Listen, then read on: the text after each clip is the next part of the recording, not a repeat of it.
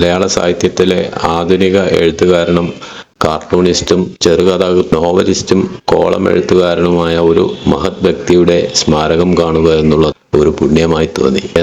കേരള സാഹിത്യ അക്കാദമി അവാർഡുകൾ, വയലാർ മുട്ടത്തുവർഗി അവാർഡുകൾ, എഴുത്തച്ഛൻ പുരസ്കാരം, പത്മശ്രീ എന്നീ ബഹുമതികൾ നേടിയ വിജയനെ 2003 രാഷ്ട്രപതി APJ അബ്ദുൽ കലാം പത്മഭൂഷൺ നൽകി ആദരിച്ചിട്ടുണ്ട്. OV വിജയൻ എന്ന മലയാള സാഹിത്യകാരന്റെ മാസ്റ്റർപീസ് നോവലാണ് ഖസാക്കിന്റെ ഇതിഹാസം. ഭാഷാപരവും പ്രമേയപരവുമായ ഔന്നത്യം കൊണ്ട് മലയാളത്തിൽ ഇന്നേ വരെ പ്രസിദ്ധീകരിക്കപ്പെട്ടിട്ടുള്ളതിൽ ഏറ്റവും ശ്രേഷ്ഠമായ കൃതികളിൽ ഒന്നായി പരിഗണിക്കപ്പെടുന്നു ഖസാക്കിന്റെ ഇതിഹാസം.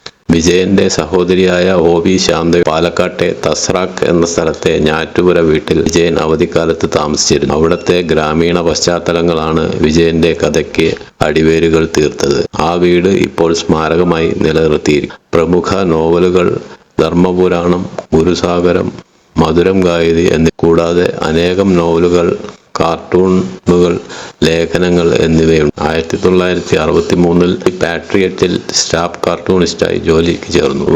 പ്രസിദ്ധീകമായ ദി സ്റ്റേറ്റ്സ്മാൻ, ദി ഹിന്ദു എന്നിവയിൽ എഡിറ്റോറിയൽ കാർട്ടൂണിസ്റ്റ്, രാഷ്ട്രീയ നിരീക്ഷകനുമായി. പിന്നീട് ഫ്രീലാൻസറായി far eastern economic review, the New York times തുടങ്ങിയ പ്രസിദ്ധീകരണങ്ങളിലും അദ്ദേഹത്തിന്റെ കാർട്ടൂണുകൾ പ്രത്യക്ഷപ്പെട്ടു.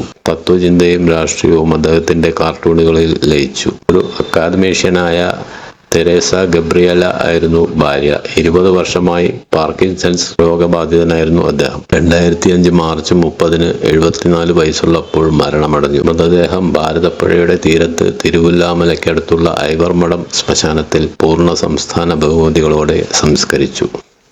ഇതുപോലുള്ള മഹാപ്രതിഭകളുടെ സ്മാരകം കാണാനായിട്ട് കേരളത്തിലുള്ള യുവതലമുറയോ അല്ലെങ്കിൽ പഴയ തലമുറയിലെ കുറച്ച് പേരൊക്കെ വന്ന് കാണുന്നുണ്ടാവും. എന്തായാലും ഞങ്ങളവിടെ ചെല്ലുമ്പോൾ ഒരു അനാഥപ്രേതം പോലെ കിടക്കുന്ന സ്മാരകമാണ് കണ്ടത്. ഒരാളനക്കം പോലുമില്ല. ഞങ്ങൾ പരമാവധി എല്ലായിടത്തും ഒന്ന് ചുറ്റി നടന്ന് കണ്ടു. പിന്നെ അവിടുന്ന് ഇറങ്ങി.